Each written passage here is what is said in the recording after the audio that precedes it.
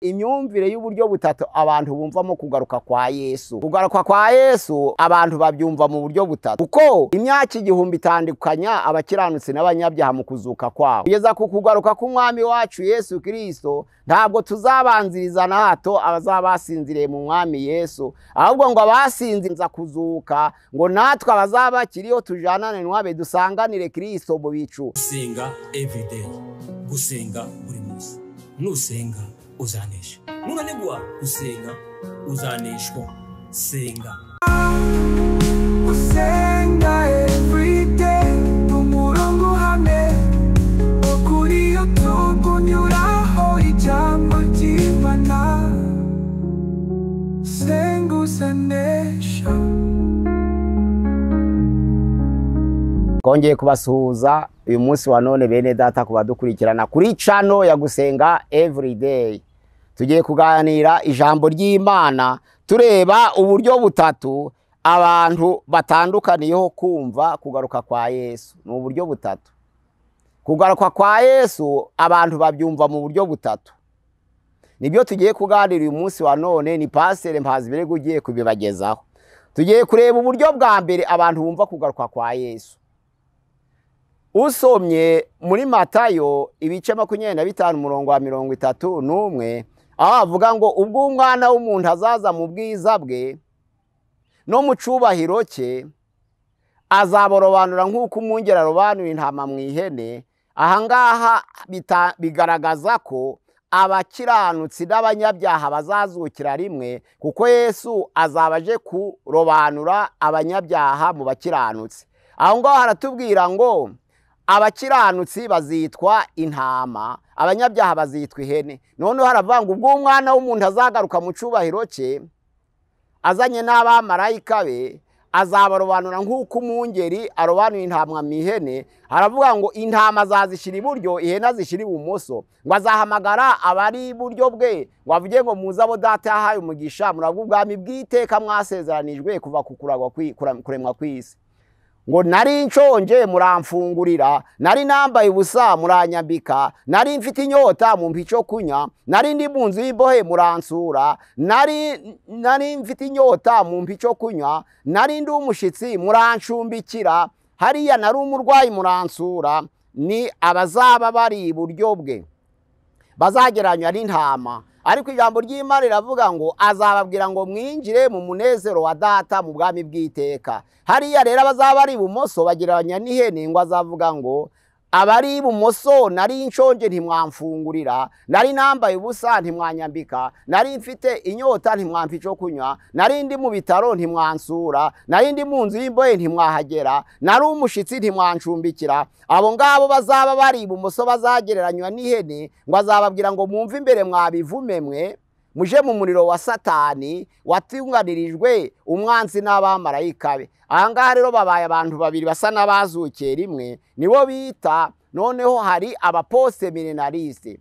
Abaposte milenariste bavuga ko Yesu amaze kuzuka twinjiye mu bwami bw'iteka, noneho tuba mu ngoma ya Kristo Yesu. Aho ngaho rero imyaka igihumbi abera bazimana na Yesu mu ijuru itazongera kubaho, ahubwo ibarwa kuva ku kuzuka k'umwami wacu Yesu Kristo. Uyu munsi wa none rero imyaka igihumbi yararangiye, ubwo Yesu agiye kugaruka kw'imingoma ye. Abakiranutsi n'abanyabyaha bakazukira rimwe, abakiranutsi bakazukira ku ubugingo buhoraho, naho abanyabyaha bakazukira gucirwaho iteka. Hariya muri Danieli ibice 12 umurongo waho wa 2 haravuga ngo benshi muri bo bazaba barasinziriye bazakanguka, bamwe bakangukira ubugingo buhoraho, abandi bakangukire gukorwa n'isoni no gusuzugurwa iteka ryose. Ku murongo wa 3 haravuga ngo abanyabwenge muri bo ngo bazarabagirana nk'umuco w'isanzure w'ijuru, naho abahindure benshi ku bukiranutsi bazaka nk'inyenyeri iteka ryose.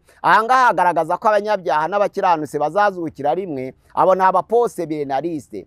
Bavuga ko Yesu amaze kuzuka yanesheje. Nibyo usomye mu Bakolosayi igice ca 2 umurongo wa 15 haravuga ngo amaze kunyaga abatware n'abafite ubushobozi, abahemura ku mugaragaro, abivuga hejuru kubw'umusaraba. Ni ukuvuga ngo ku musaraba Yesu yari amaze kunesha, abamwemeye bose bitwa abana be, nk'uko hariya muri Yohana igice cya 1 umurongo wa 12 havuga ngo abamwemeye bose bakizera izina rye yabaye ubushobozi bwo kwitwa abana b'Imana. Bigaragara ko abanyabyaha n'abakiranutsi muri poste milenariste basobanura ko bazazukira rimwe ari uko utandukana gusa, kugira ngo bamwe bakangukire ubugingo buhoraho, abandi bakangukire gukorwa n'isoni no kurimbuka iteka ryose. Aba ni abaposte milenariste bavuga ko imyaka 1000 itangiriye ku kuzuka kwa Yesu Kristo. Ahangaha rero muri Maraki igice cya 3 umurongo wa 20 kugera 21 haravuga ngo ariko mwewe abubaha Uwiteka, izuba ryo gukiranuka zizabarasira rifite gukiza mu mababa yaryo, namwe muzasohoka mukimbagire nk'inyana ziva mu kiraro. Hariya hepfo haravuga ngo abanyabyaha muzabaribatira munsi y'ibirenge byanyu bamaze guhinduka nk'ivu. Bisobanura ngo ahangaha muzabakandagira abakiranutsi, kuko muzamuzukiye rimwe, bamwe bazukiye kurimbuka, abandi bazukiye ubugingo buhoraho. Ubugingo buhoraho muri Maraki 3:20 cyangwa Maraki 4 umurongo wa 2 mu bindi za Bibiliya ngo bazabakandagira babaribatire munsi y'ibirenge byabo nk'ivu neza neza. Noneho abakiranutse baragwa ubugingo buhoraho bamaze gukandagira abanyabyaha. Ahangaha bigaragara ko bazazukira rimwe. Abo ni abaposte milenariste bavuga ko Yesu nagaruka mu bwiza bwe, abanyabyaha n'abakiranutsi bose bazakanguka, abanyabyaha bakangukire gucirwaho iteka no gusuzugurwa, naho abakiranutsi babona ubugingo buhoraho bajane nawe. Iyo tendance rero yitwa poste milenariste abakunze kuyishigikira ni amatorero y'ibinyagihumbi nk'abadivantiste cyangwa abadivantiste b'umunsi wa 7. Abo bakunze gushigikira ubwo iyo myumvire yo kuvuga ko imyaka 1000 yatangiye Yesu amaze kuzuka. Nibyo Yesu amaze kuzuka koko niwe wimye ingoma, ko yaramaze kunesha Satani. Noneho hana ba kabiri nabo bita abapremilenariste. Abapremilenariste bategereje ko Yesu agiye kuza mu bwiza bwe.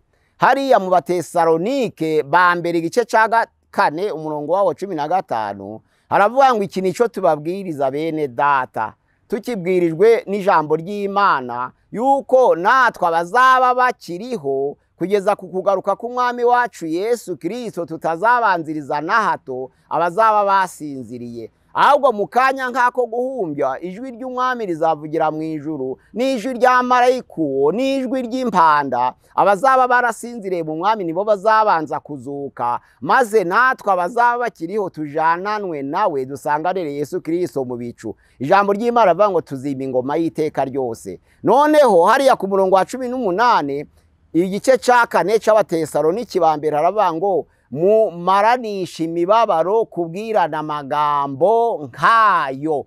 Bisobanura ngo itorero nirimara kuzamurwa ku isi hazasigara abantu. Hariya mu Batesalonike ba mbere 4 ku murongo wa 13 kugeza kwa 18 hatubwira ko abanyabyaha n'abakiranutsi batazazukira rimwe, ahubwo abapfiriye mu mwami nibo bazazuka mbere, kuko imyaka 1000 itandukanya abakiranutsi n'abanyabyaha mu kuzuka kwabo. Nyuma y'imyaka 1000 nibwo abanyabyaha bazazuka, abakiranutsi barazutse bararangije kwimana na Kristo yangoma y'imyaka 1000 mu ijuru. Ni ukuvuga ngo barangije ya myaka 7 3 n'igice mu kirere yitwa iyo gupima impano, n'3 n'igice mu kirere yitwa iyo kweza umugeni, nibwo noneho Yesu azimana n'abera imyaka 1000 kuzuka kw'abanyabyaha kutaraba. Noneho hariya ibyahishuye 20 umurongo waho wa mbere, ibyahishuye 20 umurongo wa mbere, turebe ukuntu hatubwira. Haratubwira hati mbona marayika amanuka ava mu ijuru afite urufunguzo rufungura ikuzimu, afite n'umunyururu munini mu ntoke ze. Afata ca kiyoka arico ya nzoka ya kera ariyo mwanzi na Satani, akibohera kugira ngo kimara imyaka 1000, akijugunya ikuzimu, arahakinga, ashiraho ikimenyetso gifatanya kugira ngo kitongera kuyobya amahanga kugeza aho iyo myaka igihumbi izashirira. Icyakora nishira gikwiriye kubohorerwa kugira ngo kimare igihe gito. Mbona intebe z'ubwami, mbona abazicayeho bahabwa ubucamanza, kandi mbona imyuka y'abishwe baciwe ibihanga bahowe guhamya kwa Yesu n'ijambo ry'Imana, aribo bataramije ya nyamaswa na ca gishushanyo cayo, kandi batashizweho ikimenyetso cayo, barazuka bimana na Kristo imyaka igihumbi. Uwo niwo muzuko wa mbere. Abapfuye basigaye ntibazuka iyo myaka igihumbi itarashira. Ufite umugabane kuzuka kwa mbere arahirwa kandi nuwera. Urupfu rwa kabiri ntirubasha kugira ico rutwara abameze batyo, ahubwo bazaba abatambyi b'Imana na Kristo, kandi bazimana nayo iyo myaka igihumbi. Iyo myaka igihumbi nishira, Satani azabohorwa ave aho yari abohewe, asohoke aje kuyobya amahanga yo mu mfuruka enye z'isi, nizo bita Goge na Magoge, kugira ngo ayakoranirize intambara. Umubare wabo ni nk'umusenyi wo ku nyanja. Bazazamuka bakwira isi yose, bagota amahema y'ingabo z'abera n'umurwa ukundwa. Umuriro uzamanuka uva mu ijuru ubatwike, kandi Satani wabayobyaga ajugunye muri ya nyanja yaka umuriro n'amazuku urimo ya nyamaswa na wa muhanuzi w'ibinyoma. Bazababazwa ku manywa na nijoro iteka ryose. Ni imikoranire bashaka gusobanura y'ubutatu bwanduye bwa ca kiyoka na ya nyamaswa na wa muhanuzi w'ibinyoma bakorana. Ni ukuvuga ahangaha imyaka igihumbi izashira, ya nyamaswa na wa muhanuzi w'ibinyoma ibyashuye 19 umurongo wa 20 havuga ko bafashwe mpiri n'uwicaye kuri ya farashi y'umweru. Noneho ya nyamaswa ijugunanwa na wa muhanuzi w'ibinyoma mu nyanja yaka umuriro n'amazuku, aho bazababazwa iteka ryose. Ahangaha rero Satani mu myaka igihumbi azababoshwe, azaba ategereje kubohorwa. Ariko ijambo ry'Imana riravuga ngo ufite umugabane ku muzuko wa mbere arahirwa, kandi urupfu rwa kabiri ntirugira icyo rutwara abameze batyo, ahubwo bahinduka abatambyi b'Imana na Kristo, kandi bazimana na Yesu Kristo imyaka igihumbi. Imyaka igihumbi nishira rero niho hazaba umuzuko w'abanyabyaha. Ni ukuvuga ngo ni imyaka igihumbi ibarwa. Nizo mpamvu abo bose bemera iyo myaka igihumbi bayivugaho, hari abitwa abanyagihumbi bita reminenaliste. Ahangaha rero imyaka igihumbi nishira nibwo Satani azabohorwa. Iyo myaka igihumbi yo kubohwa nta bantu bo gushuka azaba afite, kuko abantu bazaba bazamuye mu ijuru azaba ari abakiranutse banesheje, kandi bazaba bazutse ku muzuko wa mbere. Kuko umuzuko wa mbere ugira ibice bitatu. Abazutse bakanyanyagira mu murwa muri Matayo ibice 27 umurongo wa 51 na 52, hakaba abangaba bazazuka bazaba barapfire muri Yesu Kristo mu mwami, bazabanza kuzuka kugira ngo twe nabo tujananwe no gusanganira Yesu Kristo mu bicu. Aba babita abapremilenaliste, bategereje ko noneho Yesu Kristo agiye kugaruka mu gihe gito. Noneho abapfiriye muri Yesu bakabanza kuzuka, noneho abakiri bazima bagajananwa nabo basanganira Yesu Kristo mu bicu. Ahangaha rero ijambo ry'Imana rivuga ngo bazibana nawe iteka ryose. Aba nabavuga ko imyaka igihumbi itaraba, ariko ko mu gihe gito tugeze mu itoro ry'Laodikiya, igihe cyo kugaruka kwa Yesu kirasohoye. Yesu naza rero impanda ivuze, abapfiriye muri Yesu bazazuka. Ubwo azaba ari abafite tendance yitwa abapremilenaliste, bavuga ko imyaka igihumbi tukiyitegereje, aho Yesu azimana n'abera banesheje gusa, abanyabyaha batarazuka. Aba rero bashigikirwa n'amatorero yose y'ububyutse, arimo n'amatorero yose ya Gipantekote. Nibo bashigikira iyo myumvire y'abapremilenaliste, bavuga ko dutegereje imyaka igihumbi tuzimana na Yesu. Ariko abapostelenaliste bavuga ko imyaka igihumbi yarangiye kuko ituruka ku kuzuka k'umwami wacu Yesu Kristo. Aba gatatu rero babita aba amilenaliste, bakora mu nzira y'abamenonite. Abo bantu bavuga ko imyaka igihumbi abera bazimana na Kristo ni mu buryo bw'umwuka. Bagendera muri Luka 17 umurongo wa 20 havuga ngo Yesu bati Yesu ubwami bw'Imana buzaza ryari? Arababwira ati ubwami bw'Imana ntabwo buza ngo bavuge ngo bwugo cyangwa bw'uburiya, kuko ntabwo batumbira iburasirazuba cyangwa iburengerazuba cyangwa amajyaruguru cyangwa amajepfo ngo bavuge ngo ngubwo cyangwa nguburiya, ahubwo ubwami bw'Imana buri hagati yanyu, ni ukuvuga ngo buremerwa mu mitima yanyu. Iyo myaka igihumbi rero bayibara mu buryo bw'umwuka. Nizo mpamvu hariya muri Yohana ya mbere igice cya 3 umurongo wa 2 haravuga ngo bakundwa bene data ubu turabimana, ariko uko tuzasa tugeze mu ijuru ntikurerekanwa. Icyakora Yesu niyerekanwa tuzasa nawe, tuzamureba uko ari. Ufite ibyo byiringiro, ijambo ry'Imana ravuga ngo arushaho kwiboneza nk'uko na Yesu Kristo aboneye. Bisobanura ngo kuko turi abana b'Imana kandi tukaba twaramwizeye, turamwemeye, tukizera izina rye, nawe akaduha ubushobozi bwo kwitwa abo bana b'Imana. Bisobanura ko ubwami bwa Kristo ari mu buryo bw'umwuka. Hariya muri Yohana ibice 18 umurongo wa 36 Yesu yabwiye abigishwa aravuga ngo ubwami bwanje si ubw'iyi si. Hari ubwami bw'Imana mu buryo bw'umwuka, hari n'ubwami bw'iyi si. Kuko muri Yohana ya mbere n'ubundi 5 umurongo wa 19 haravuga ngo erega turabimana turabizi, ariko abisi bose bari mu mubi. Bisobanura ngo abavuga ko imyaka igihumbi ibarwa mu buryo bw'umwuka gusa yabishushanya igihe gihagije, nabo babita ba amilenaliste, bavuga ko atari imibare ibarwa, ahubwo Yesu Kristo naza mu bwiza bwe abamwemeye bose bakambara ubwiza bw'Imana, nuvuga ngo bazamusanganira nk'uko muri Matayo ibice 22 umurongo wa 23 kugeza 30 havuga. Hariya kuri 29 Yesu yarababwiye abasadukayo ngo mwarahabye, mwapfuye rubi, ntabwo muzi imbaraga z'Imana n'ijambo ryayo.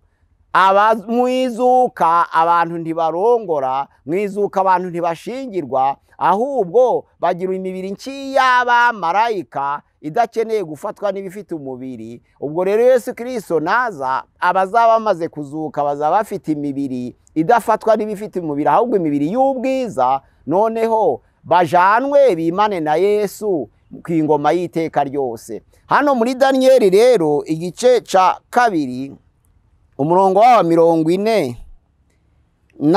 aravuga ngo nuko ku ngoma zabo bami Imana yo mu ijuru izimika ubundi bwami butazarimbuka iteka ryose, kandi ubutware bwabwo ntibuzazungurwa n'irindi shanga, ahubwo buzamenagura ubwo bwami bwose bukabutsembaho, kandi buzahoraho iteka ryose. Ubwami bwa Yesu Kristo nibwo buzahoraho iteka ryose. Ubwami bw'abisi bumaze guhanguka, ariko abazajanwa bambaye ubwiza bazaba bumva ubwami bw'Imana bw'ingoma y'imyaka igihumbi nko mu mwuka. Ubwo rero bose babita amilenaliste, ariko hagati yabo kuko bose bavuga ku myaka igihumbi, hakaba bavuga ko imyaka igihumbi yatangiranye no kuzuka kwa Yesu ibarwa umwaka umwe, umwaka wa 2. Abandi bakavuga ko imyaka igihumbi Yesu Kristo azimana n'abera ntiragera, abanyabyaha batarazuka, kuko bazategereza iyo myaka igihumbi kugira ngo bazuke ku muzuko wa 2. Satani aboshwe.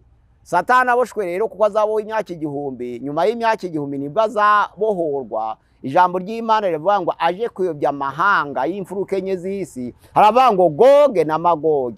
Goge bisobanura ngo umuyobozi w'ubwo bwoko, naho Magoge ni ubwoko bwe. Ubwo ni ukuvuga ngo ni Satani n'ubwoko bwe bazabahagurukiye kuyobya amahanga, kandi bazazuka bafite umujinya batera umurwa wera, kandi umurwa ukundwa ni Yerusalemu n'Abisirayeli, nibwo bwoko bw'Imana. Aho ngaho rero havuga ngo umuriro uzava mu ijuru, nubwo bazaba ari benshi baruta umusenyi wo ku nyanja, uzabatwika, kandi Satani wabayobyaga ajugunye muri ya nyanja yaka umuriro n'amazuku yagiyemo ya nyamaswa na wa muhanuzi w'ibinyoma, aho bazababazwa iteka ryose. Bene data rero, imyumvire yo kuvuga ngo imyaka igihumbi yatangiranye no kuzuka kwa Yesu iboneka muri Bibiliya. N'imyumvire yo kuvuga ngo turacategereje imyaka igihumbi Yesu azimana n'abera kugira ngo twime ingoma y'iteka ryose, nabyo biri muri Bibiliya, kuko bazaba batandukanijwe n'imyaka igihumbi abanyabyaha n'abakiranutsi Satani aboshwe. N'abavuga rero ngo imyaka igihumbi ni buryo bw'umwuka, ingoma ya Kristo ntabwo ari iy'isi, kuko Yesu yabwiye abigishwa be asaba Imana muri Yohana 17 aravuga ngo data simvuze ngo bakure mu isi ahubwo bakize umubi, bari mwa ino si ariko sabisi. Bisobanura ngo nubwo abakiranutse bari mu isi ariko ntabwo ari abayo, bafite ubwami bw'iteka, bari mu ngoma ya Kristo Yesu. Niho Yesu yavuze ngo bari mu isi ariko sabisi, simvuze ngo bakure mu isi ahubwo bakize umubi. Bigaragara ko abana b'Imana baracari hano mu isi ariko bari mu ngoma ya Kristo, kuko bamwemeye bakizera izina rye, nawe akabaha ubushobozi bwo kwitwa abana bayo. Ni ukuvuga ngo hariya mu Batesalonike aravuga ngo iryo jambo rivuga ko abazaba bakiriho bazasanganira umwami Yesu mu bicu, bakimana nawe iteka ryose, mumaranishe imibabaro kubwirana aya magambo. Imana yacu ibasangaho muri mwese, tumenye gutandukanya imyumvire itandukanye. Bariya ba amilenaliste biri muri Bibiliya, bariya ba postmilenaliste biboneka muri Bibiliya, bariya ba premilenaliste nabyo biri muri Bibiliya. Ni ukugira ngo dutandukanye imyumvire, kandi icy'ingenzi hariya noneho rero si ukubimenya icy'ingenzi, ahubwo ni ukwitegura, kuko abakiranutsi ntibatungurwa. Hariya mu Batesalonike ba mbere igice cya 5 umurongo wa mbere kugeza ku wa 4 haravuga ngo, twumva uko hatubwira. Abatesalonike ba mbere igice cya 5 umurongo waho wa mbere kugeza ku wa 4, ariko bene data iby'ibihe n'iminsi ntimugomba kubyandikirwa, kuko ubwanyu muzi neza yuko umunsi w'umwami wacu uzaza nk'uko umujura aza nijoro, ubwo bazaba bavuga bati ni amahoro nta kibi kiriho, nibwo kurimbuka kuzabatungura nk'uko ibise bitungura umugore utwite, kandi ntibazabasha kubikira na hato. Ariko mwebwe bene data ntabwo muri mu mwijima kugira ngo umunsi uzabatungure nk'umujura. Bisobanura ngo abatungurwa n'abatiteguye. Baba abapostelenaliste nibitegura bazaragwa ubwami bw'iteka, baba abapremilenaliste nibitegura bazaragwa ubwami bw'iteka, baba aba amilenaliste bazaragwa ubwami bw'iteka. Naho ijuru risha n'isi nsha bizaba twabihawe, ku ijambo ry'Imana riravuga mu Byashuwe 21 ngo mbona ijuru risha n'isi nsha, kuko ijuru rya mbere n'isi ya mbere byari bitakiriho, kandi n'inyanja yari yakamye.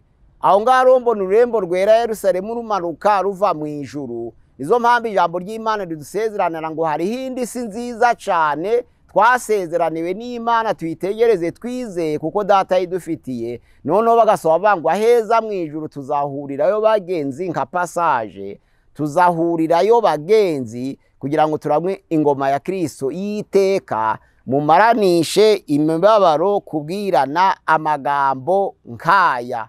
Imana ibagirire neza, twese twitegure kugaruka kwa Yesu, baba abarangije imyaka igihumbi, baba bategereje imyaka igihumbi, baba yifata nkaho bari mu mwuka. Mwese murushaho gutegereza kugaruka kwa Yesu, kugira ngo muba abana b'umuco, mutazatungurwa kuri wa munsi. Ndasabira bene data rero batwumva none kugira ngo mwitegure mutazatungurwa.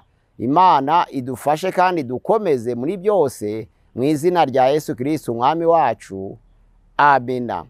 Ni Pastor Mpazirego Pierre kuri channel ya Gusenga Everyday, tuganira amagambo aduha gutandukanya imyumvire y'uburyo butatu abantu bumvamo kugaruka kwa Yesu.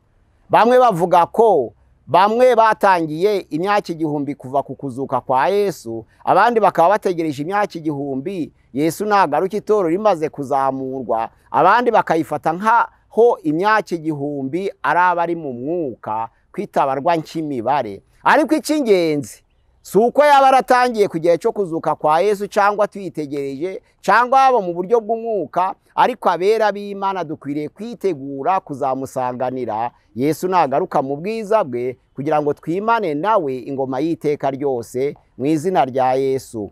Amina. Ni Pasteur Mpazibirego Pierre kuri channel ya Gusenga Everyday. Nimero ya WhatsApp ni 0786696620 0786696620 kuri channel ya Gusenga Everyday. Murakoze, Imana ibahe umugisha. Ndagushimiye Data twese turi mu ijuru, n'izina rya Yesu Kristo umwami wacu.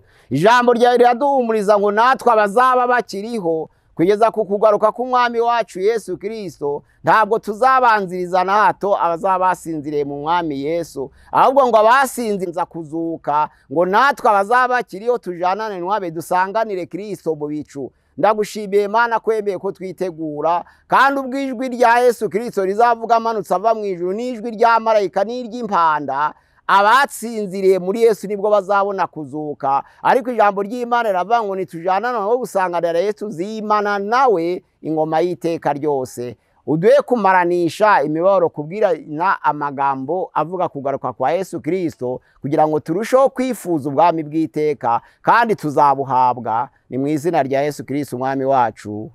Amina.